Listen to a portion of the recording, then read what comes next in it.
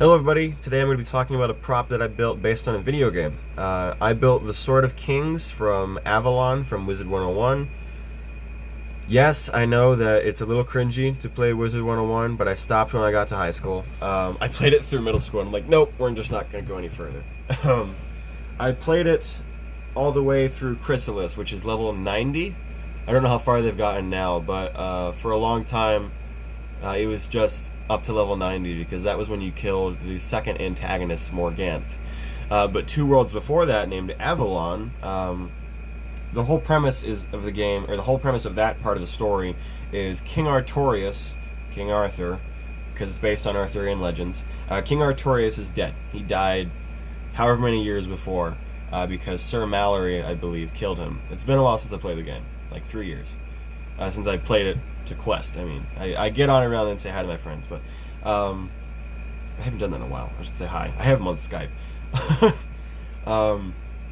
So King Artorias is dead. Morganth comes back and revives him and turns him into the thing called the Pendragon. Now, Arthur Pendragon is the actual name in Arthurian legends, so I already knew where this was going. It's the Pendragon. Artorias is dead. I put two and two together before they even revealed that Morganth revived him. And the whole point of the Pendragon thing is he's ruling the land and he's killing everybody and turning it evil. So they send a little wizard who's like 12 or something in the game, like a kid essentially. They send him to Avalon saying, "You can save it. You beat Malistaire, who's the other big bad guy. Go kill the Pendragon or whatever." So they send a little kid, and for like 7 hours, more than that actually, because they have a lot of questing. You're questing to try and get the Sword of Kings. And eventually the Lady of the Lake is like, "Oh yeah, you didn't have to fight all these guys, but you had to fight them just so I could know you were the chosen one or whatever." The Sword of Kings is in the castle way the hell over there, so you want to... They did a Toad thing. It's like, "She's not in this castle, Mario. I'm sorry." So they send you back all the way to pretty much the beginning of the world and send you to Castle Avalon, and you go in underneath the castle and you fight your way through it, and eventually the sword is sitting in stone and you pull the sword from stone, proof that you're the born king or the chosen one, whatever, and you run in and you have to go kill the Pendragon. And when you do, it turns out it's revealed that Artorias is a Pendragon once you kill him, and the whole thing just explodes and turns into Artorias, and he's about to die. So you have to go kill two more dragons to make an antidote out of their blood or something, and you bring it back and he's fully restored and back from the dead. And then he knights you as one of the Knights of the Silver Rose. That was one of my favorite worlds. It's one of the times where I actually stopped playing for a long time because I liked it. I was done. I didn't want to do anything else because that was my favorite thing. I'm like, hey, what can top this? And I stopped there because the next one was Aztecan dinosaurs. And I wasn't really a fan of it, so I just stopped and thought, yep, game's done here for me. Which I didn't stop. I went through all the way until the world after that, KingsIsle. But the Sword of Kings in that version was so detailed and so nice compared to all the other wands and staves you could have in the game. And the Sword of Kings was my favorite. And I put it off for such a long time, but I wanted to make it. And eventually, for my communications class, I mentioned making Excalibur. And I thought about it, and I thought, why not make the Sword of Kings? Because I wanted to do it for a long time. And that's exactly what I did. I made the Sword of Kings in Wizard 101. The only one in physical existence that I know of. It's the Thaumaturge one, so it's got blue gems on it because I played as an ice wizard, which is where another thing that I'll talk about in another video came from, which I'll mention at some point. So the Sword of Kings was a level 70 artifact you could pull from stone, essentially. And you'd be deemed a knight if you did it. So it was really cool.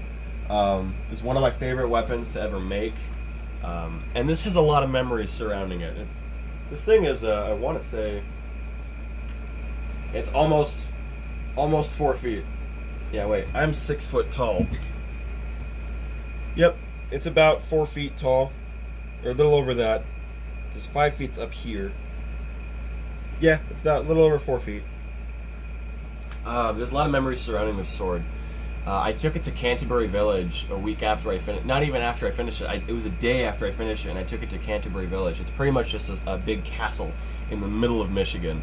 And there was a craft show there, and I took it, and a bunch of little kids who were dressed up, because it's kind of like the Renaissance Festival, just really tiny.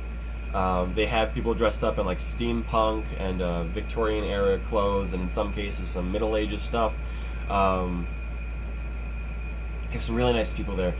And there was a lot of kids that wanted to mess with the sword, and I wouldn't let them because they're little. They were like yay high.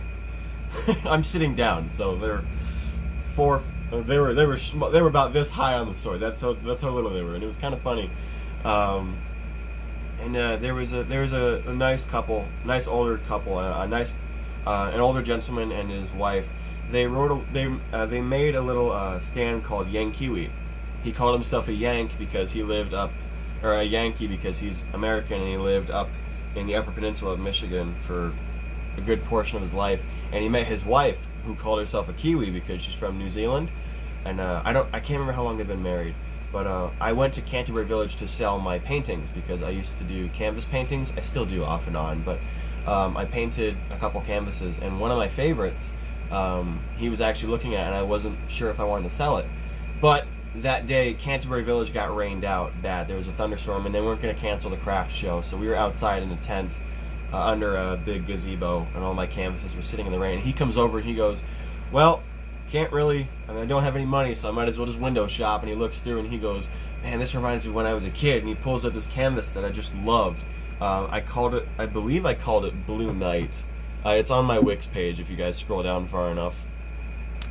It's one of the, I think it's my second painting I ever did.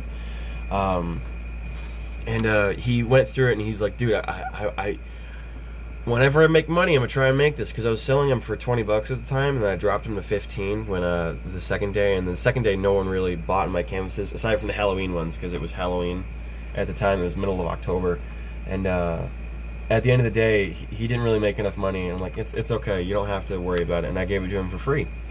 And he was like, are you sure? I can't take this. I'm like, yeah, you can, just go ahead. I never existed, it's cool, just take the painting. Didn't make any money anyways, you might as well have one for free. I mean, I didn't make any money, that's what I was saying. I was like, I didn't make any, it's okay, I know you liked it, I gotta lighten the load somehow, so here you go, here's a free one.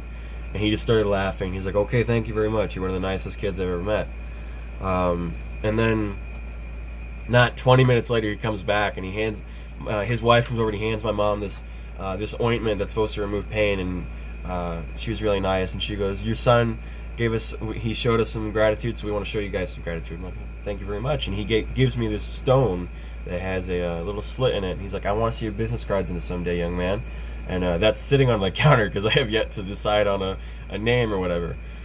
So yeah, there's some memories around it. And what I want to do now is I'm considering doing a big foam sword, because I passed out candy on Halloween. I love doing it because I make these crazy costumes. For 2 years straight, I made, when Batman vs. Superman came out in 2016, or was it 2016? Yeah, 2016. My sophomore year of high school, I made the Batman mecha armor from The Dark Knight Returns, or technically the Batman vs. Superman version. It was all made out of foam, and I tried really hard to make that suit, and it was really, really cool. It looked like real metal. I was really proud of it. And I could it could light up. I made the kryptonite spear too, and I turned the lights off and I turned the spear off, and I stuck the spear in the dirt, and I turned around because when it got dark out, you couldn't see me because I was wearing a black cape, and I was in the shadow. And I left a little note on the bowl that said "Take one," and a kid reached in, took a whole handful, and I turned the lights on. I said take one. And he has like 10 or 20. He's like, no! And he freaks out. He drops the candy. I'm like, it's okay. I'm just messing with you. And he takes the candy, and he walks up and he pokes me. He's like, is this real? Is this real metal? He's like, he just full on punches my chest. I'm like, nice. I just got assaulted by a 10-year-old. And he's like, dude, did you make this? I said, yeah. He's like, can you make me a bike for Christmas? And I said, that's Santa's job. But with that story out of the way, I thought about making, because I'm not going to dress up this year. I don't have any costume to make. I threw the Batman one out because it got ruined. Since I don't have a costume, I figured, why not make a stone base out of either wood or foam, or just stick it in dirt and say, and write on it saying, whosoever pull this sword of stone is the born king, or whatever, like the actual Arthurian manuscript. Now, I thought it'd be cool, but I'm probably not going to do that, just because I know kids this high aren't going to be able to pull it. I know the teenagers that run through the neighborhood will be like, yes! And they're going to hit somebody with it, and then I'm going to get in trouble, because I know the kids. They're stupid like that. Um, but then I got that out of the way, and I talked about how I got the sword and when I made it, and I don't really know what to do with it now. It's just one of the swords that I've made, and it's one of my favorites that I've mentioned a couple times. But where I'm going to go from now is I'm announcing a new project, which you guys I'm hoping are going to be excited for. It's going to be the first one you actually get to see me build, on camera at least, not on my Instagram. I'm going to be building Excalibur from either the 1981 film Excalibur or the 2017 version from King Arthur Legend of the Sword. So I put up a lot of reference photos on my Instagram page earlier this week. I put up Excalibur and King Arthur Legend of the Sword, but I also put the 2004 version based on if it was historically accurate, he could actually be a Roman soldier, blah, blah, blah, blah, blah. And then I put the version from Transformers: The Last Knight, where Cade is apparently a descendant of King Arthur, and he pulls out Excalibur from the sigil from the Transformers. Just watch the movie. It's easier to explain that way. Then I had the TV show version from Merlin. That was one of the ones that I was leaning towards. I never watched Merlin. I watched the clip of him making Arthur the true king. I'm like, that's kind of cool sword. But then I put up the version from Hellboy, which is pretty much just a one-handed sword. It's pretty simple. I've built something like it. And then the last one was the Excalibur from Monty Python and the Holy Grail. So I put that up on my Instagram. I put one up on my Snapchat story, which I'm keeping separate from my other stuff, but I want to see what people think. Most people wanted to see King Arthur Legend of the Sword. That version of Excalibur from 2017.